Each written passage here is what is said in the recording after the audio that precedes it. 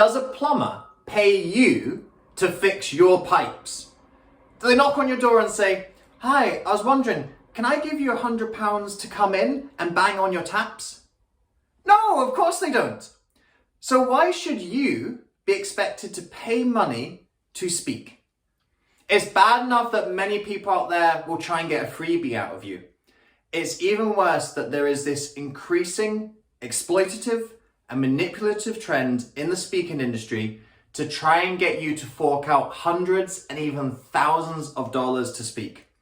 And what I want to do on this video today is warn you away from it, because I'm seeing it more and more. I'm starting to get people ask me questions. "Oh, David, this seems like a good opportunity. Is it worth it for me to pay $750 to take part in this?" No! They should be paying you $750 for the privilege of listening to your expertise, your wisdom, your skills, your experience. Why, in any other industry, this wouldn't be a thing? Plumbers don't pay. Pizza delivery folks don't pay you to deliver a pizza to you. Architects don't pay you to draw a building. Lawyers certainly don't pay you to work a case for you. But in this industry, which unfortunately often doesn't have a lot of regulations and oversights, people are trying to pull a fast one. What I want to say to you instead, it can be so easy to be tempted by someone's snake oil salesmanship of going, "Oh, but they're telling me that this could be in front of hundreds of thousands or even millions of people. Surely it's worth paying a little bit of money for that opportunity." I know it can be tempting, but frankly, there's just better ways to get yourself out there and get exposure. As speakers, and particularly as aspiring professional speakers, you should be seeking to get paid to speak. Just like the plumber gets their fee, just like the lawyer gets their cut, just like the pizza delivery person, you give them a tip. As speakers, you should be trying to get paid. You certainly should never be paying to speak. What I'm going to offer instead are some suggestions where if you're struggling to get paid to speak, that's okay. There are different options for you where you can still get that exposure, but you're doing that exposure as a freebie and you're not paying for that. In this video, you're going to get lots of better suggestions, things that will get you far more exposure, far more reach, far more impact, and ultimately far more income than any gig that you have to pay for. I remember the first time I got asked to pay to speak. I saw this post on Facebook, if I remember correctly. I can't remember if it was an advert or a post in a group I was in, and it was asking for, we've got a big expo in London. We're going to be talking about different topics, personal development, mindset, wellness, all of that kind of stuff. And we're looking for speakers. Send in an application if you're interested. And I went, "Oh, wow, great. That's an expo that's in my field." I was speaking on personal development at the time. It's down in London. That's pretty sexy. I haven't spoken in London before.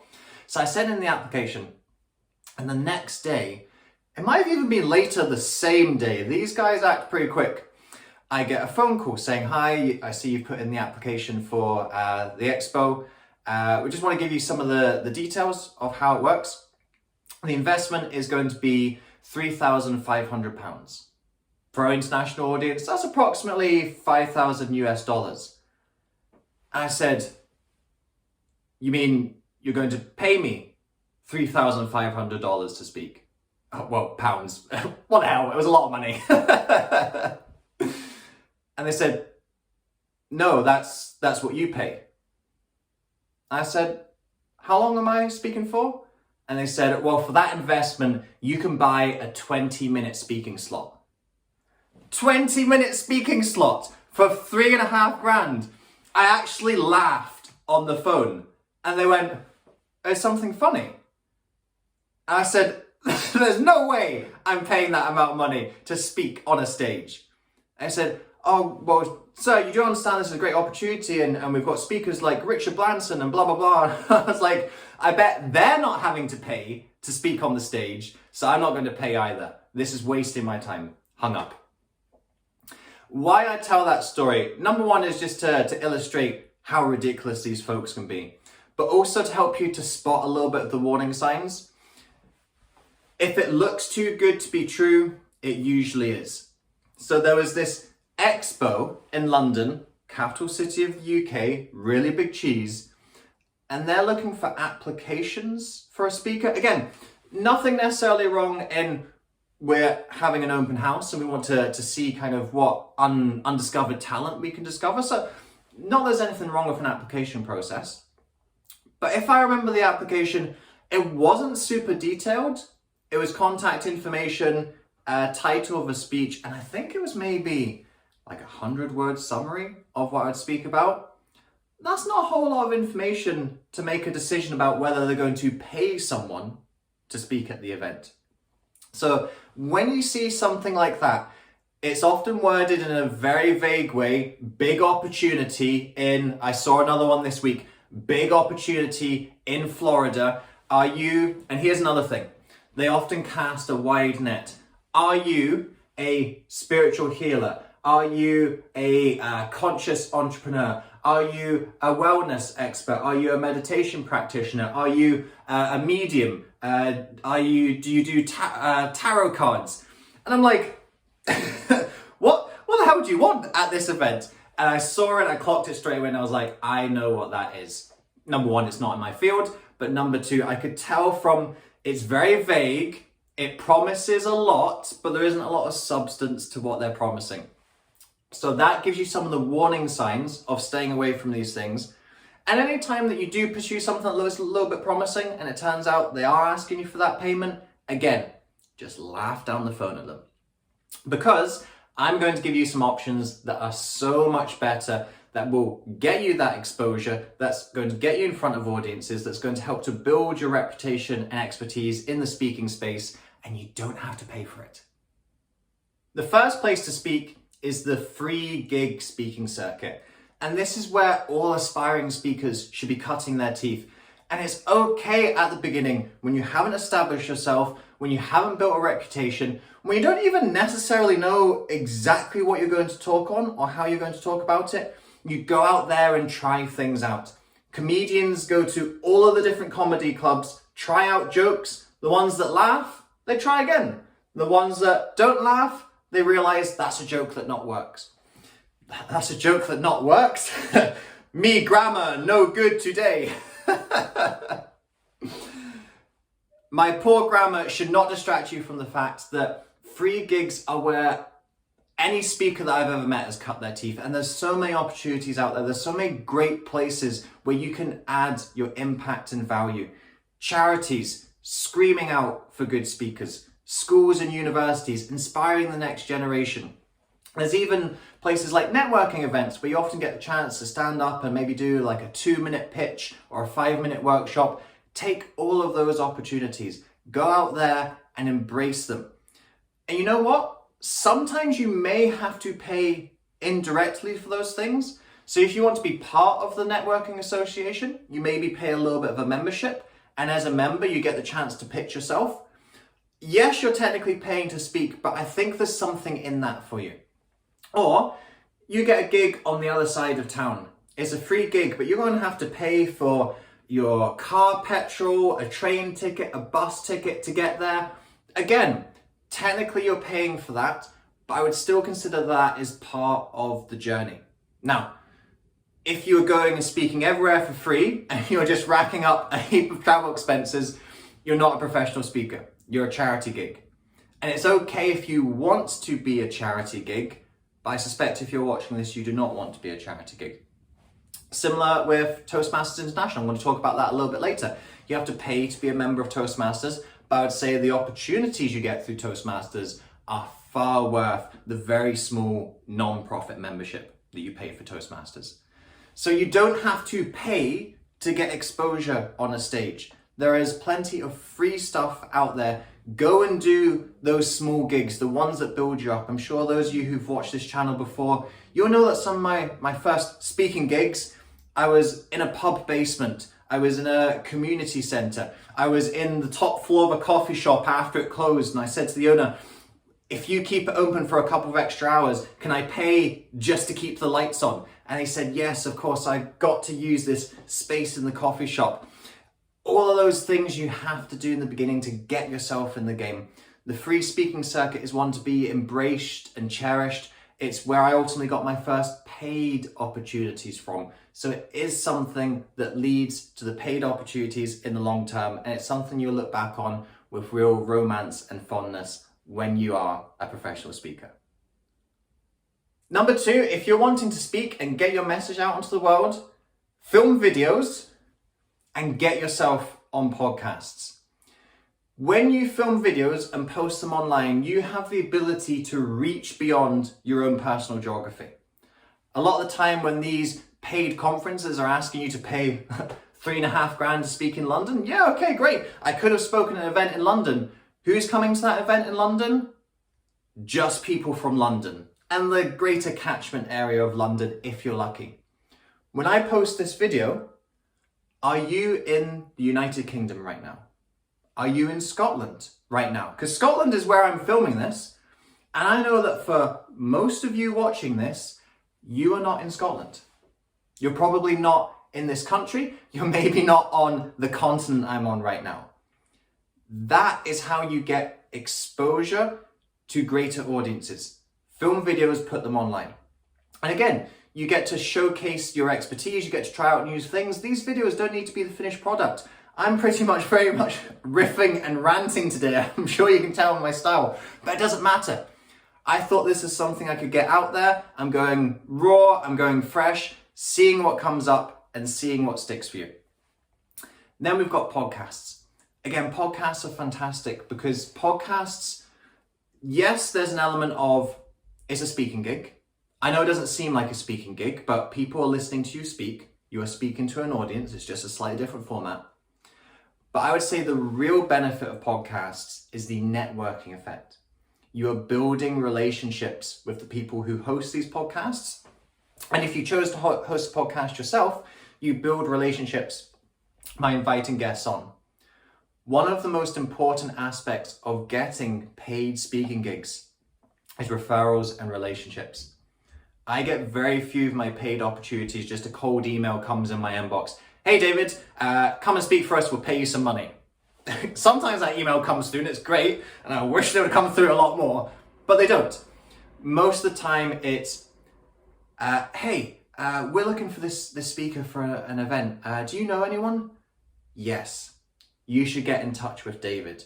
I'll connect the two of you. He's going to be great for what you're looking for. That's how most of my paid opportunities come up. It's an existing relationship. I've either spoken for someone before and they want me to come and speak again, or it's someone I know who recommends me. And when you put yourself out there through podcasts, you're going to make relationships with more people in the industry. You've got more chance of when they're asked to think of someone, you're the person that they think of. I've got one more tip to share with you about avoiding the pay to play and enjoying the free opportunities that are available for you. Just before I cover the last of my 3 tips, I'm going to point you towards something you have to pay for slightly. That's my book, Rise and Inspire. This is not a $3,500 to get in the game. This is £10 here in the UK, 14 US dollars. This book outlines all of the ways that you can establish yourself as an aspiring professional speaker. And I imagine that a lot of you who have perhaps encountered this problem of pay to play or have had a bit of a dilemma over paying to play, should I do it? Is it worth it? In this book, you're going to find a lot of the key foundations and fundamentals for how you get yourself out there as an aspiring professional speaker to ultimately become a professional speaker. There's lots of different tips in here about how to think about your content, how to structure it, how to position yourself as an expert.